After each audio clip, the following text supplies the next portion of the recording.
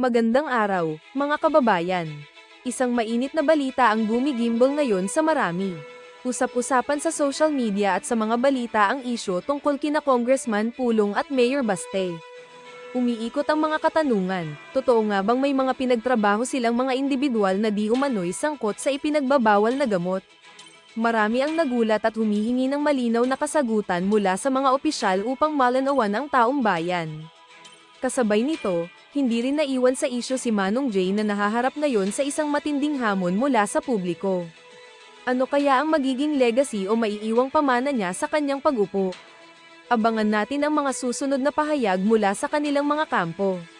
Kayo, ano ang reaksyon nyo sa isyong ito? Ay comment na sa ibaba ang inyong mga opinyon. Huwag kalimutang mag-like, mag-subscribe, at i-click ang bell button para lagi kayong updated.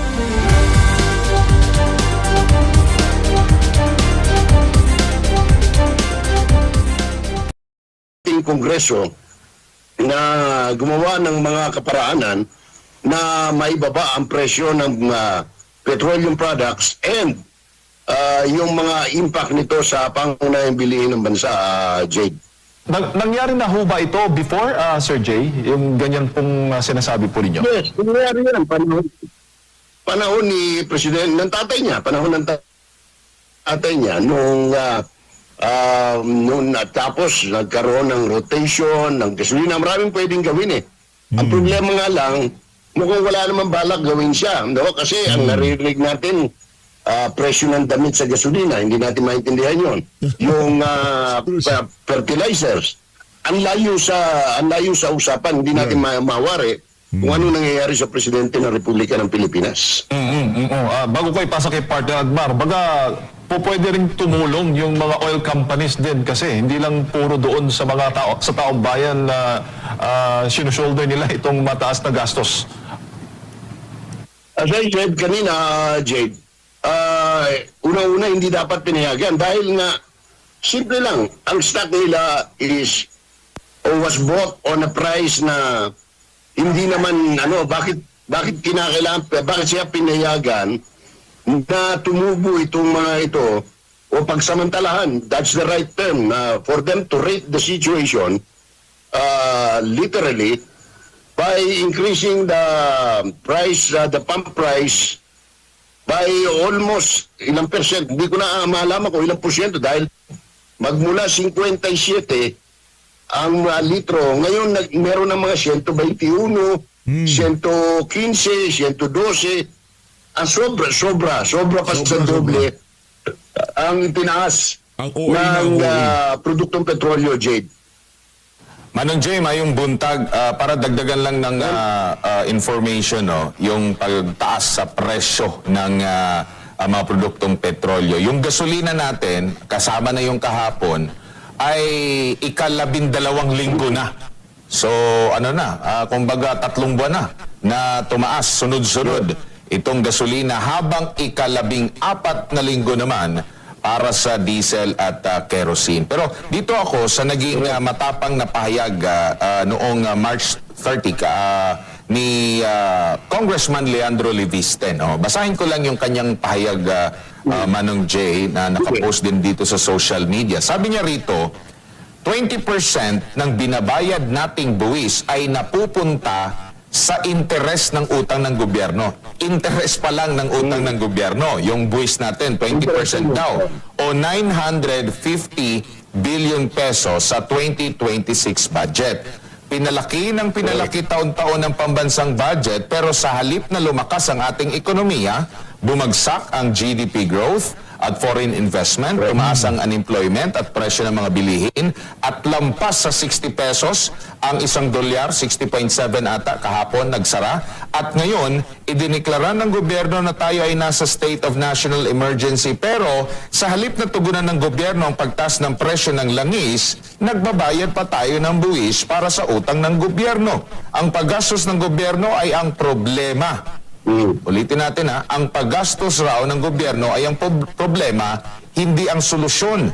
Kaya ang dapat tutukan ng gobyerno ay ang pagputol sa mga gastusing hindi kailangan. Iniisa-isa ni Congressman Leviste rito po, Manong J. Sabi niya rito, 23 billion pesos sa pag-host ng ASEAN Summit, Grabe, 28 billion pesos sa traveling expenses, 14 billion pesos sa representation expenses, 11.6 billion pesos sa traveling sa confidential and intelligence funds, 2.46 billion pesos sa Presidential Communications Office at ang bilyon-bilyong piso pang ginastos para sa social media trolls. At dahil kaya namang magtipid ng gobyerno, aprubahan na rin ang aking panukalang batas, yung House Bill number 4302, na ibaba ang VAT sa 10% upang mapagaan ang pasanin ng taong bayan. Ano po masasabi niyo po dito, Manunjay? Alam mo, lahat yan may katotohanan eh. Ang problema, willing ba ang liderato? Like, totoo yun. Pwede naman wala munang ASEAN Summit o APEC Summit na magaganap dahil maintindihan yan. They can always do that via Zoom, no? Kung gusto man nilang ituloy. Which means na walang gagastusin except probably for the internet connection. Number 2, travel. Talagang nung panahon ni Presidente Man, nung tatay niya, kahit anong panahon nila ng sumunod na presidente, ginawa nila yan. Anong tawag nito? Wala munang travel, walang gagamit ng 16, 18 na sasakyan, especially yung mga nasa gobyerno. Nag 4-day work, ang tawag nila, yung ginawa nila, 4-day Work week. Work week. Pero makikita mo naman, Friday, Saturday, Sunday, nalagari pa rin yung mga sasakyan ng nasa gobyerno. Which means wala rin. No? Makikita mo, nasa mga shopping mall, nasa mga sabungan, nasa kung saan-saan. In other words, walang seryoso. Pangalawa, sabi ko nga, ang problema talaga ng fiscal management, which means yung paggamit ng pondo. Ang problema natin, since last year, we were working on a budget deficit spending.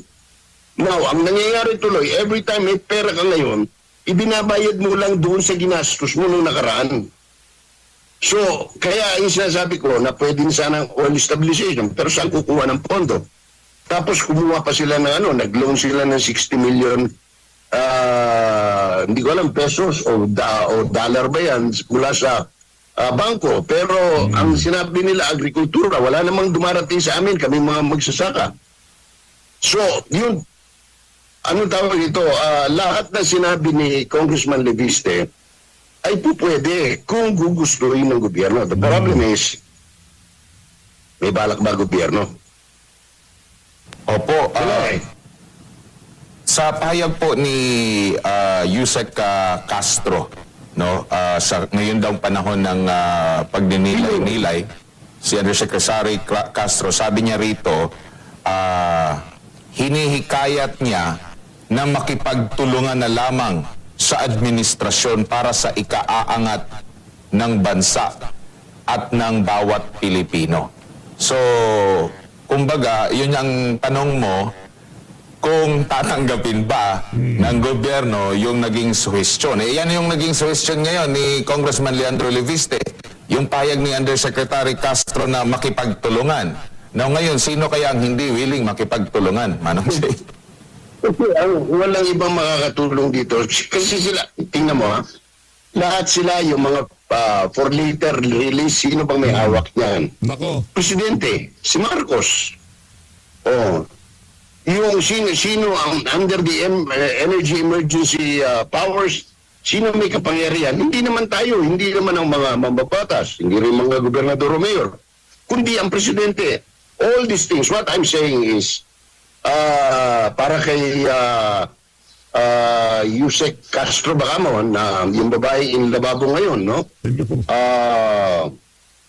Anong tawag nito? Hindi niya kinakailangan sabihin yun. Ang sabihan niya, bossing, Mr. President, nasa kamay natin lahat ang kapangyarihan para magkaroon ng pagbabago, ng ikaluluwag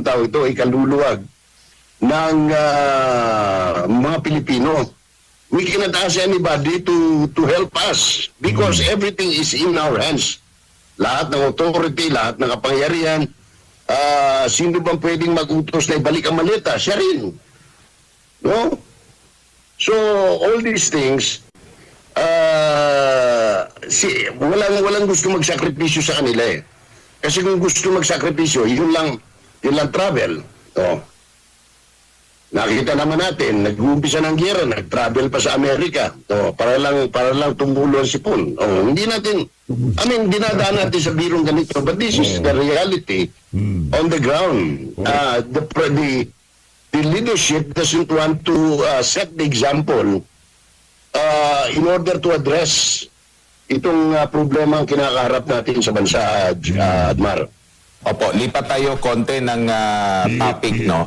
Nitong nakalipas na mga linggo ata, nung nakapanayam po ng Bloomberg ang Pangulo, nababahala raw ang Pangulo na baka mabura ang kanyang legasiya, Manong Jay.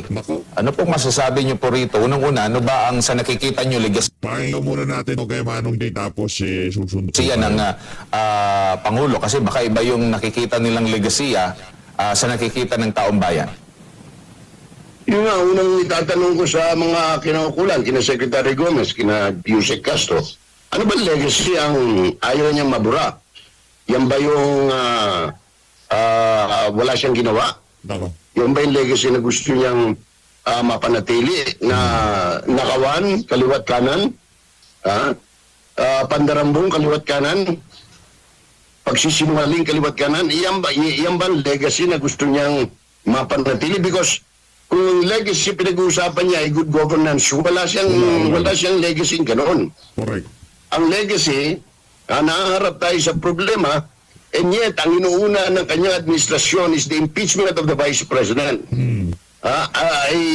Impeachment kuno. Pero ang problema, hindi naman talaga impeachment ang ginagawa nila.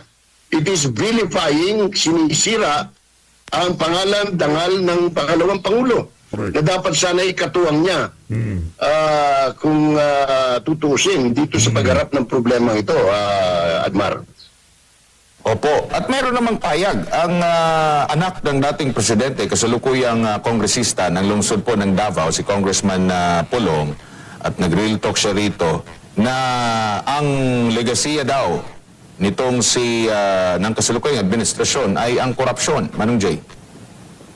Yes, malinaw naman yan eh. Absolutely right. Saan ka nakakita na ang pinag-uusapan dito, yun lang hayag, yun lang mga nadokumentuhan, ay 1 trillion na mahigit. Sa kasaysayan ng Pilipinas at sa buong mundo, ngayon lang nangyari na ang korupsyon sa isang administrasyon ay lumampas sa billion threshold at umabot sa trillion threshold.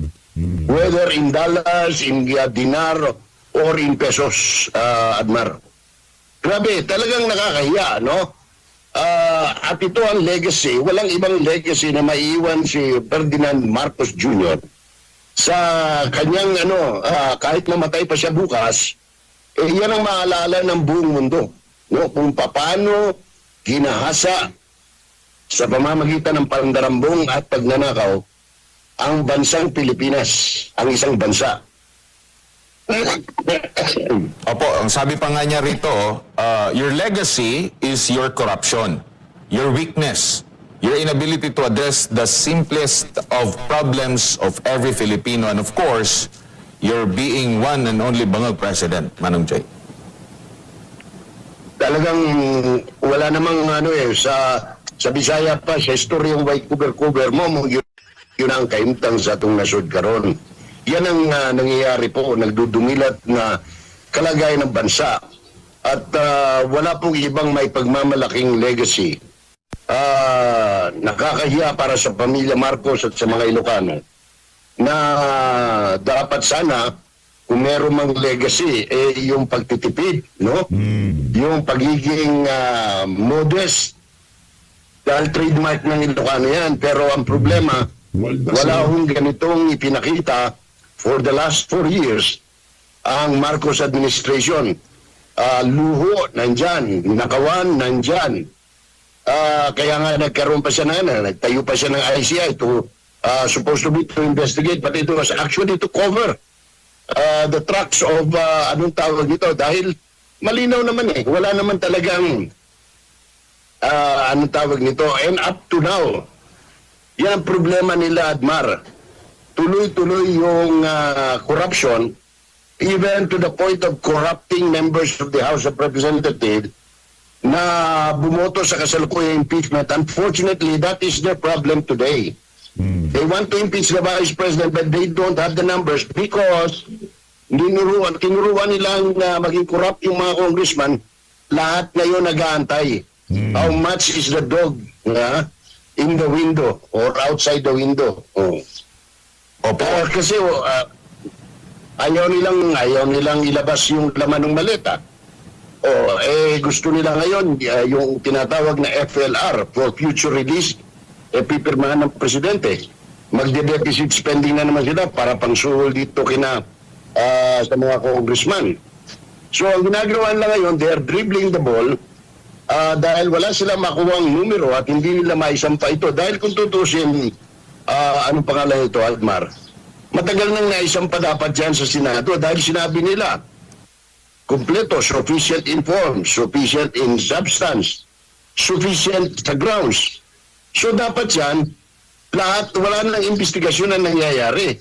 At dapat yan, wala nang hearing. Dapat yan isinampa na sa plenaryo and the plenary should have voted for it and submitted to Senate for the trial. Ang problema, hindi nila magawa yan. So ang ginagawa nila ngayon, nagkakaroon sila ng mini trial, pero ngayon, pansinin mo, yung mga congressman na nagsasalita, sina Ortega, sina Ridon, sinasabi nila ratings, because gusto nilang bumagsak yung rating ng Vice President, so sinisiraan nila. Dahil wala silang makuha, hindi sila. Mismo si Representative Zamora ng San Juan City nagsabi, ang basis nila for the hearing is the chismis ni Trillanes na maraming pera sa bangko matagal ng kwento yan na walang katuturan.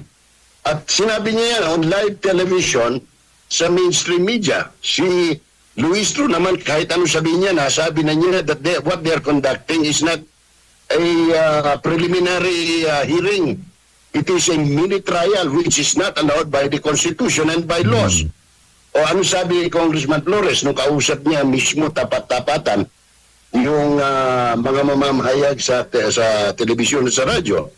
He said he voted against this issue of issuance of subpoena because that is illegal, that is unconstitutional.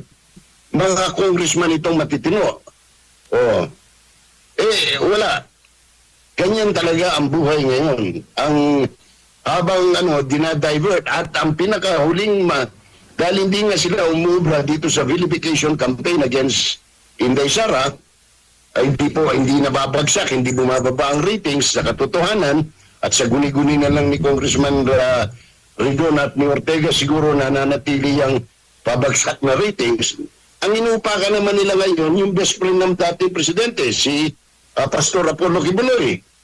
By way of a court order na walang kalinawan kung paano siya sigawa, sinasabi ng inspection on the properties. And I do not know, ngayon lang ko nakakita, tagal kong reporter sa Justice and Court na nag-issue ang court ng with no pun intended to the honorable judge, no? Na nag-issue ng order for an inspection on a case on the properties of a case related to human trafficking, no? Kaya talagang mapapailing ka sa nangyayari ngayon to divert the attention of the public para against the flood control scandal corruption, no? Na umabot nga ng 1 trillion at saka itong problema natin ngayon sa langis at petroleum product, Admar. Opo, sabi nga rito ni Congressman Pulong Duterte, quote-unquote sa kanyang statement, Filipinos are not concerned about preserving political legacies. They are concerned about their daily struggles, the rising of cost of living, and a government that should be working for them, not for itself. Correct. Legacy is not claimed or protected by words. It is defined by actions and ultimately judged by the people. Sa nakalipas na administration, paano ba nalaman ng taong bayan, Manong Jay? Sa tingin mo, yung comparison natin, kasi parang dito, trying hard ba na, ito yung legacy ko, kaysa dito sa nakalipas na nagtrabaho lang at hayaan ang taong bayan na mag-formulate na, ito yung legacy ng dating administrasyon. Naramdam na hanggang sa kasalukuyan, pinapakita, lalo na nitong nakalipas na kaarawan ng dating Pangulo. Alam mo, ang problema kasi ng gobyerno ito, ng administrasyon ito, is masyadong obvious yung mga spin kung tawagin nila. So, pag wala kang ginagawa, sasabihin mo, eto yung mga ginagawa ko. Eto yung paninira sa akin. Ang problema, wala ka naman talagang ginagawa eh. Wala kang ginagawa. Parang yan, langis. Ano bang ginawa mo? Pinabayaan mong mag-increase ng doble, triple, yung mga oil companies, di ba? Pinabayaan mo sila. So, anong gagawin mo? Hindi, baka mabura yung legacy ko eh. Wala ka namang legacy iniiwan eh. Ang legacy, ang tao magsasabi nun, ito yung alaalang iniwan mo. Hindi ikaw magsasabi. Ano bang legacy mo? Sa ang tao magsasabi, ang legacy ni Mr. Marcos ay corruption. Nag-iwan siya dun sa panahon niya, in less than 4 years, ang nawala sa gobyerno, napunta sa kawat o sa corruption, ay almost 1.7 trillion pesos. Almost 2 trillion. Ang legacy mo ay nagpapasaka ng pambansang gastusin or national budget na hindi naman kayang kitain ng gobyerno. Nagpasaka 2026 budget which is almost 2 trillion short of the revenue that your revenue generating agencies can only come up. So anong gagawin mo? Mangungutang ka. Ang problema, kaparang yan, ang kailangan mong i-raise is 1.7 trillion. How much have you loaned so far? For the last January, February, March, in April, is only 60 million, a billion. Way past. Bakit? Wala nang gusto magpautang sa iyo eh. Wala kang credit to na eh. Wala nang naniniwala sa iyo sa madaling salita. So yan ang legacy na maiiwan niya. Unfortunately, for a country like the Philippines, who used to be an economic power in the 60s and 70s, ngayon, hulok tayo. Lamang pang Vietnam na tinulungan natin magtayo ng kanilang mga arsada after the war, no? Lamang na lamang ang South Korea na umiiyak noon at tumingin sa saklolo sa Pilipinas because we have one of the strongest armed forces in the whole of Asia at the time. Opo. So, wala. Anong legacy? Ang legacy mo ay, pwede ko siguro sabihin, ang legacy ni Mr. Marcos Jr. is the continuation of the legacy ng kanyang pamilya na nasulat sa Guinness Book of World Record na korupsyon, nakawan, pandarambong. No? Unfortunately, because tama yung sinasabi ng marami including Congressman Pulong. Ang problema ng Pilipino ngayon, sikmura. Paano siya kakain ng maayos? Paano niya mapapag-aral ang mga anak niya? Paano siya makakapunta sa kanyang trabaho para kumita kayong nagtaas na ang pamasahe? Pinipilit nilang kontrolin yung pamasahe. Hindi naman laki ng kontrol yung presyo ng diesel. Kaya nagagalit pati yung mga operators, pati yung mga drivers. So, sa Bisaya pa, sukwahi ang tanan, no? Sa sinasabi niyang anong pangalan to? Legacy. Diyos ko, ano ba legacy yung maiiwan mo? Legacy ng addiction? Ako po. Legacy ng corruption? Ako po.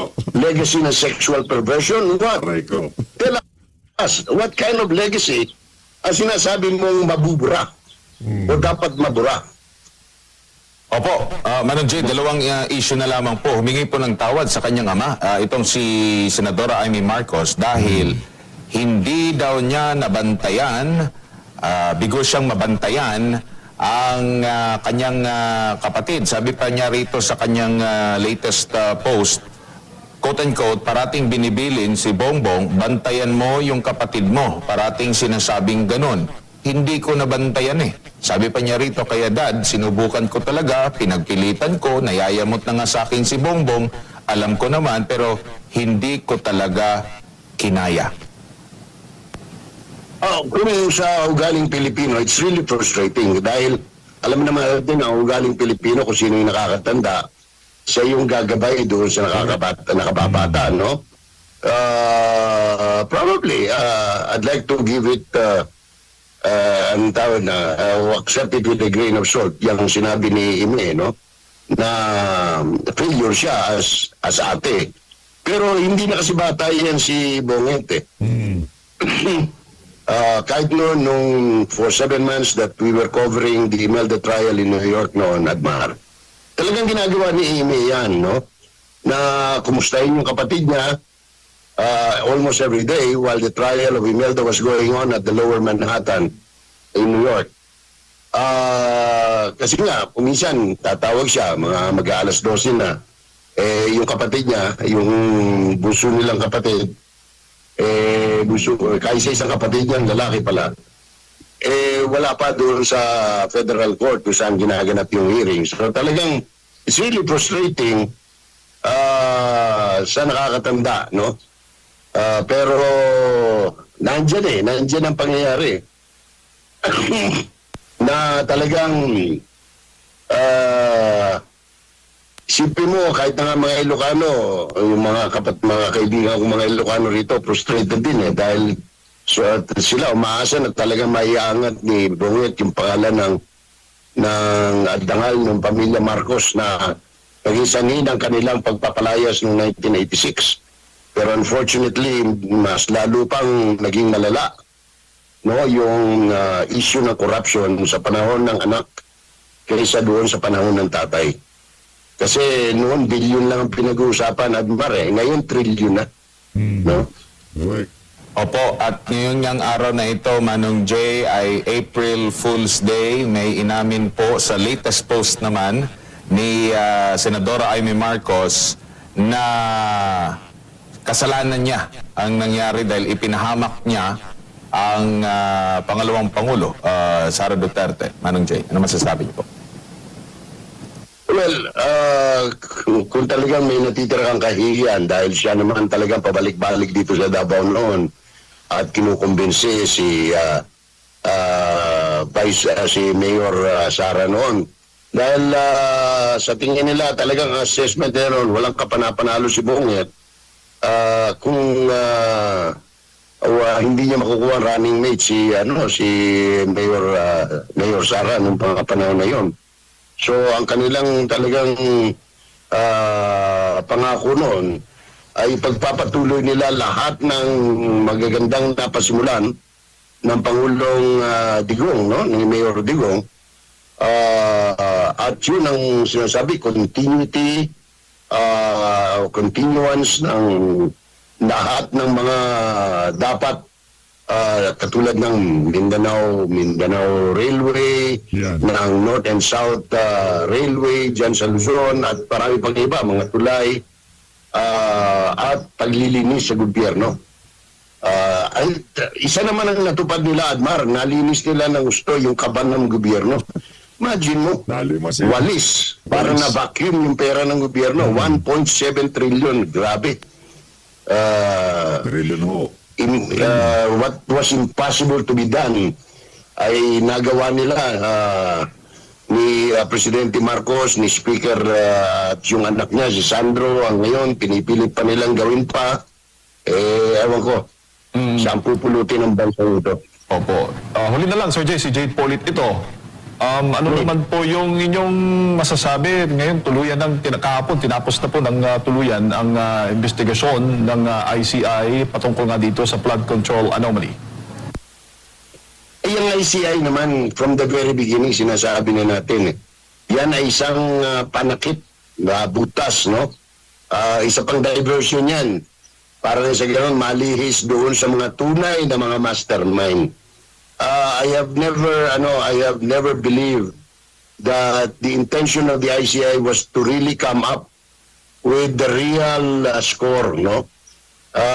Nakita naman natin, saksi ang buong Pilipinas, na yung mga merong konsensya, merong matibay na prinsipyo sa buhay, nagsipagbitiw. Isa lang ang natira.